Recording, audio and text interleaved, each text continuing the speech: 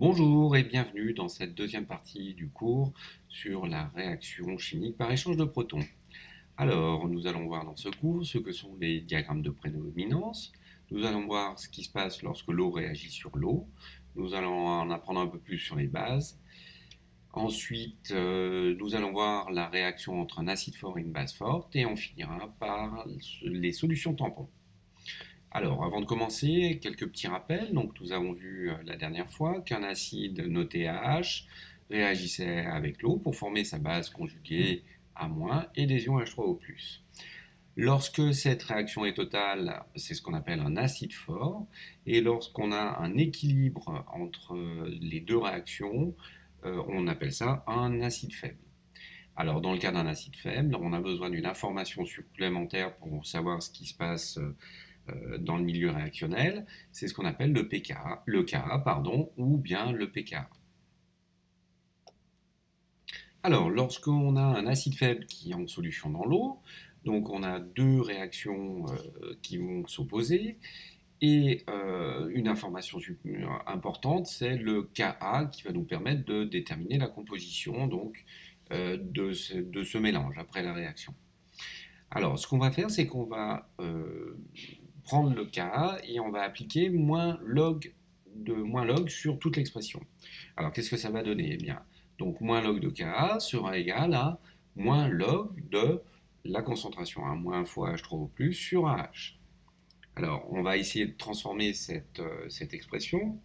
Alors, pour cela, quelques petits rappels mathématiques, et notamment le premier, lorsqu'on prend le logarithme de A fois B, c'est égal à logarithme de A plus logarithme de B. Bien, donc décomposons notre expression.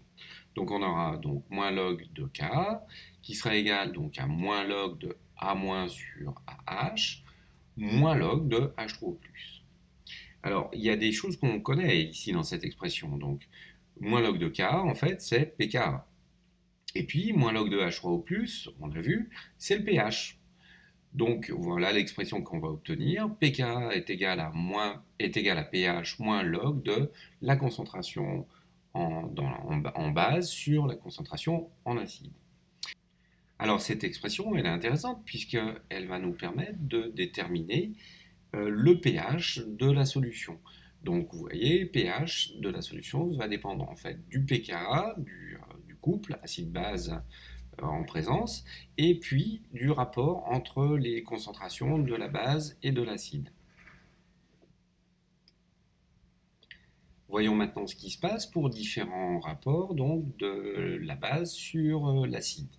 Alors, premier cas, si la concentration en acide est égale à la concentration en base, alors le rapport, donc, il est de 1, et dans les petits rappels de mathématiques, on a log de 1 qui est égal à 0.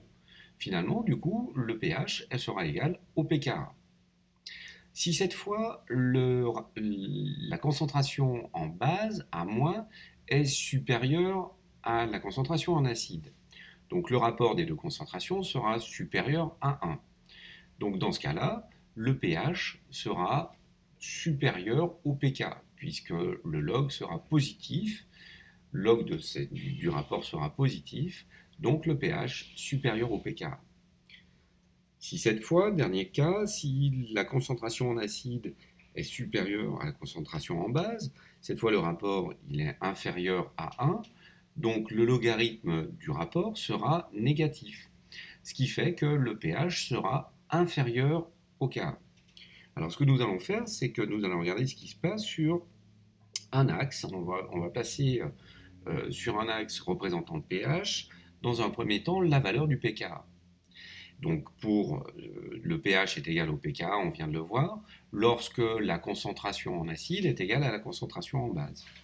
Et donc le pH sera inférieur au pKa dans le cas où la concentration en acide est supérieure à la concentration en base, et inversement, lorsque on a le pH sera supérieur au pKa lorsque la concentration en base est supérieure à la concentration en acide.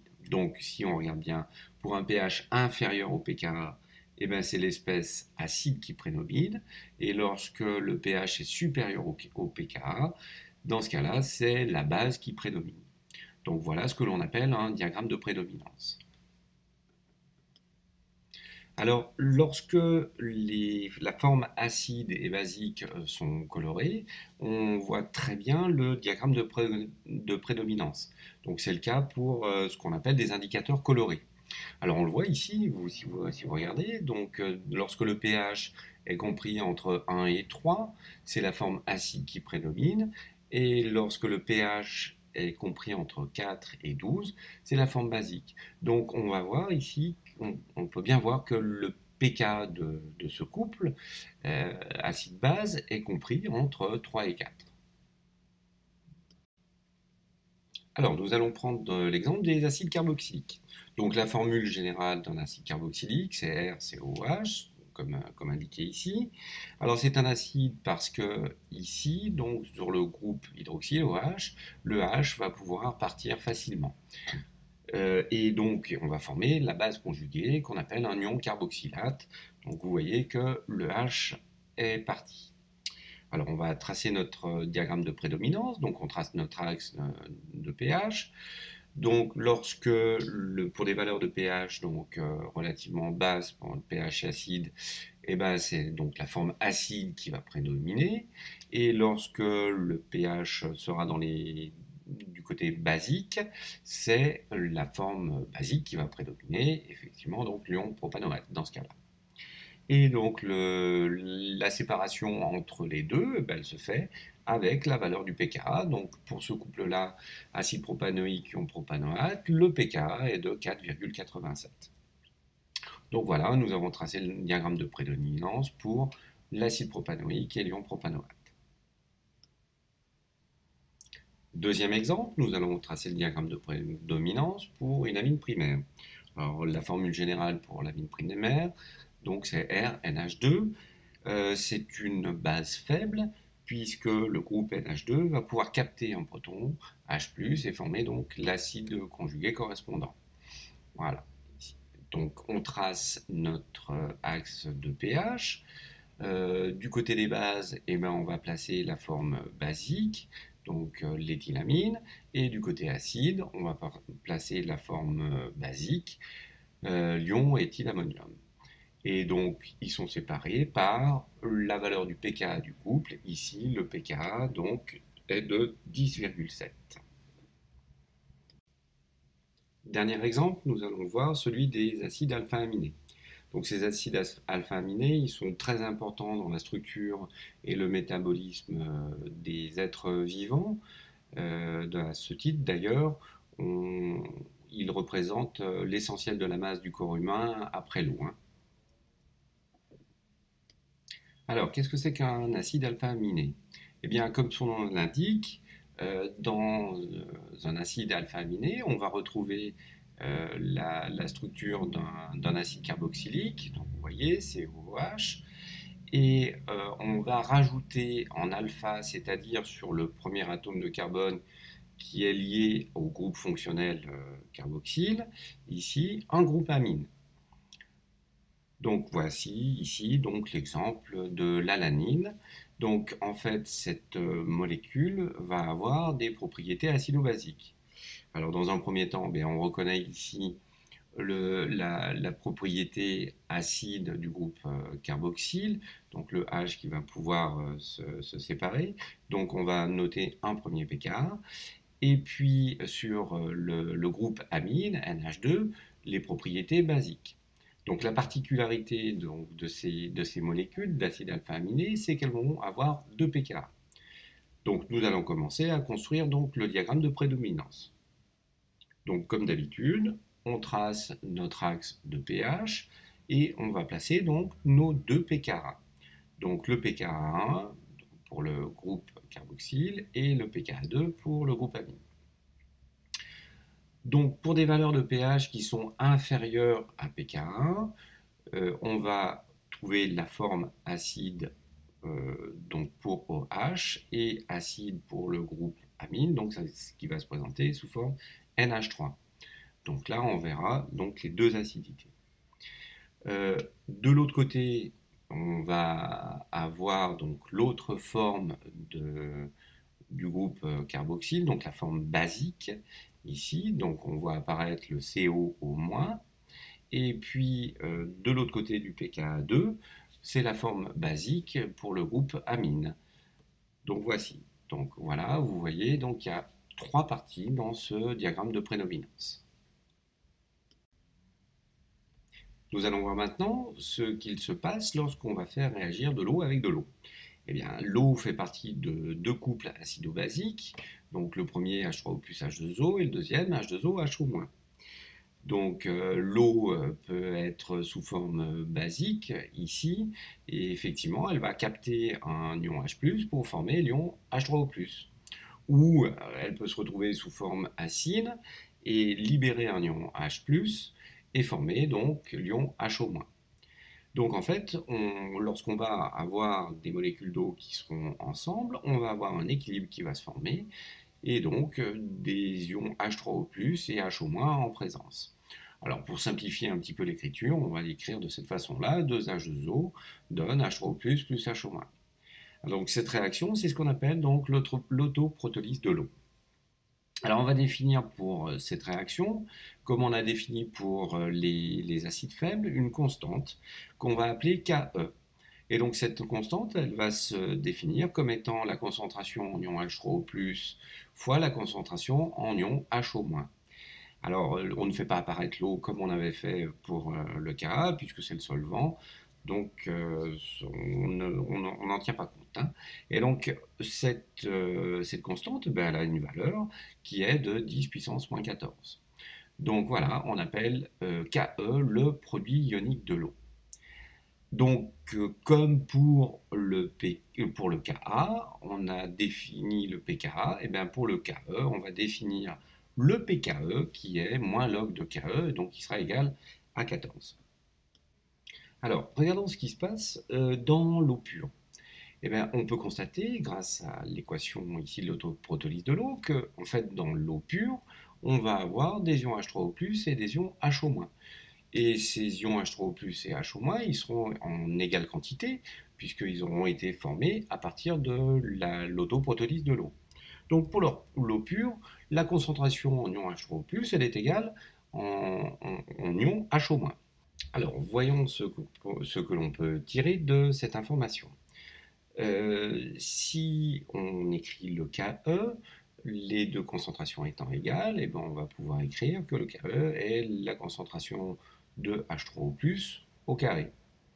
Si on prend maintenant le logarithme de cette équation, donc on aura moins log de Ke moins log de la concentration en H3O+ au carré, ce qui fait que moins log de Ke égale moins 2 fois log de H3O+. Mais moins log de H3O+, c'est le pH. Donc on pourra écrire aussi que pKe est égal à 2 fois le pH. Ce qui fait qu'on va pouvoir obtenir la valeur du pH de l'eau pure. pH sera égal à 1,5 de pKe, et on a vu que le pKe est égal à 14, donc le pH de l'eau pure est égal à 7. Donc on a retrouvé ici le pH de l'eau pure. Alors si on trace sur un axe, ici, une échelle de pH allant donc de 0 à 14, pour un pH de 7, eh ben, on aura les concentrations en ion H3O+, et en ion HO- qui seront identiques. C'est ce qu'on appelle donc une solution neutre. Et pour les solutions acides, on aura une concentration en ion H3O+, supérieure en ion HO-. Maintenant, pour ce qui est des solutions basiques, eh ben, c'est l'inverse. La concentration en ion HO- est supérieure en ion H3O+.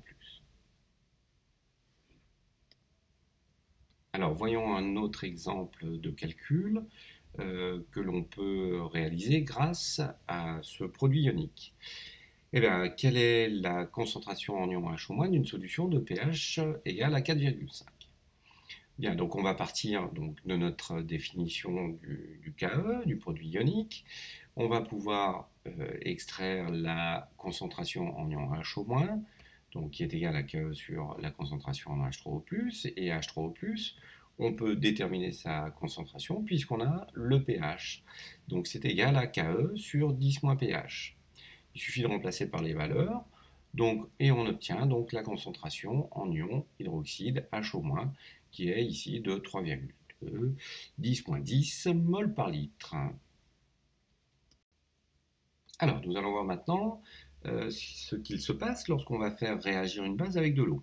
Alors, on va garder les notations qu'on avait prises au début. Donc, la base sera notée A-, et donc elle est capable de capter un proton et former donc l'acide. Pour l'eau, l'eau est capable de céder un proton H+, et de former l'ion hydroxyde HO-. Donc lorsqu'on va les mettre en contact, une base plus l'eau, eh bien on va avoir la formation donc de l'acide conjugué de la base et la formation d'ion hydroxyde HO-. Donc il va y avoir deux possibilités maintenant. Si cette réaction est totale, eh bien, on va avoir ce qu'on appelle une base forte. Et si au contraire on va avoir un équilibre entre les deux réactions, eh bien, c'est ce qu'on appelle une base faible. Regardons ce qui se passe lorsqu'on va faire réagir une base forte avec l'eau. Et donc on va se poser la question, quel est le pH d'une solution de volume V d'une base forte de concentration C? Alors pour cela, on va dresser donc un tableau d'avancement. On va déterminer dans un premier temps la quantité initiale de base forte qui a été versée dans l'eau. Alors là, c'est relativement simple, hein. Donc pour calculer cette quantité de matière, c'est C fois V. Et donc on va construire donc notre tableau d'avancement de cette façon. Et on peut déterminer la quantité de matière d'ion hydroxyde HO- présent à la fin de la réaction. Donc à partir de cette quantité de matière, on va pouvoir déterminer la concentration des ions HO-. Donc la concentration des ions hydroxyde, c'est C fois V sur V, donc ça sera C. Grâce au produit ionique de l'eau, en connaissant la concentration en ion hydroxyde, on va pouvoir déterminer la concentration en ion H3O+. Donc la concentration en ion H3O+, ça sera Ke sur C. Le pH, ça sera moins log de Ke sur C. Et donc ce qui est équivalent à écrire donc moins log de Ke plus log de C. Donc grâce à ça, on va pouvoir déterminer le pH qui sera égal à pKe plus log de C.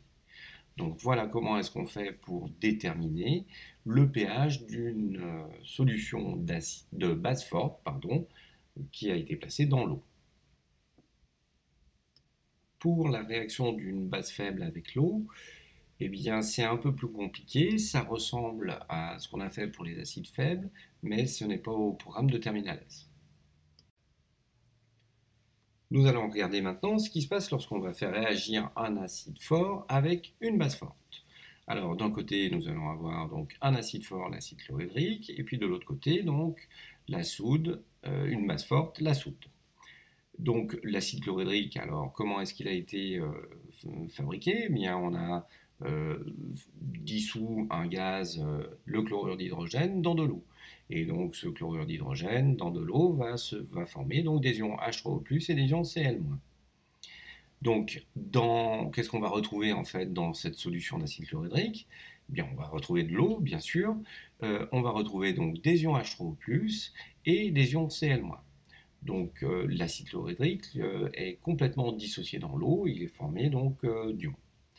Regardons ce qui se passe maintenant pour la soude. Alors la soude est fabriquée à partir donc d'un solide, l'hydroxyde de sodium, qui est dissous dans de l'eau et qui va produire donc des ions Na+ et des ions hydroxyde HO-. Du coup, on va retrouver dans cette solution de soude, bien sûr, toujours de l'eau, des ions hydroxyde et des ions Na+. Alors, que se passe-t-il lorsqu'on va mélanger ces deux solutions? D'un côté, donc, les ions H3O+, vont réagir avec les ions HO-. Et donc, lorsque ces ions vont réagir ensemble, ils vont former tout simplement de l'eau. Alors attention, il faut prendre quelques précautions lorsqu'on fait réagir un acide fort avec une base forte, c'est que la réaction va dégager de la chaleur, c'est une réaction qui est exothermique. Donc la température va augmenter. On peut donc généraliser lorsqu'on aura systématiquement une réaction entre un acide fort et une base forte. Cet acide fort est totalement dissocié dans l'eau, la base forte est totalement dissociée dans l'eau. Donc en fait, ça va se réduire à une réaction entre les ions oxonium et les ions hydroxyde et on va former donc de l'eau. Dernier point de ce cours, nous allons voir ce que sont des solutions tampons. Alors pour fabriquer une solution tampon, c'est relativement simple. On va verser un acide faible, une certaine quantité d'acide faible, et autant de sa base conjuguée. Donc, qu'est-ce qui va se passer en fait pour cette solution? Donc, si on reprend l'expression donc du pH en fonction du pKa, ben, ici donc les concentrations en acide et de sa base conjuguée sont identiques, et donc on a une solution dont le pH est égal au pKa. Alors, pourquoi est-ce qu'on appelle ces solutions des solutions tampons? Eh bien, si on prend une solution tampon dont le pH est égal au pKa et que l'on rajoute un acide, le pH de la solution ne va pas varier ou très peu varier. C'est exactement la même chose si on rajoute de l'eau. Le pH sera toujours pratiquement égal au pKa. Et si l'on rajoute une base, eh bien là aussi, donc le pH restera égal au pKa. Donc, une solution tampon, c'est une solution qui a la propriété d'avoir un pH qui est relativement constant, même si on rajoute de l'eau, un acide ou une base. Alors bien sûr, tout ça, ça a des limites, hein, effectivement. Si on en rajoute une trop grande quantité d'acide ou de base, bien sûr que le pH va varier. Alors c'est une propriété très importante en biologie, puisque dans le sang, en fait, c'est le couple acide carbonique ion hydrogénocarbonate qui va maintenir en fait le pH à 7 au niveau du sang. Donc il faut que effectivement le pH du sang ne varie pas ou très peu. Et donc c'est ce couple-là, c'est ce mélange donc de cet acide et de cette base conjuguée qui va maintenir le pH du sang égal à 7. Voilà, c'est la fin donc de ce cours. Au revoir, merci.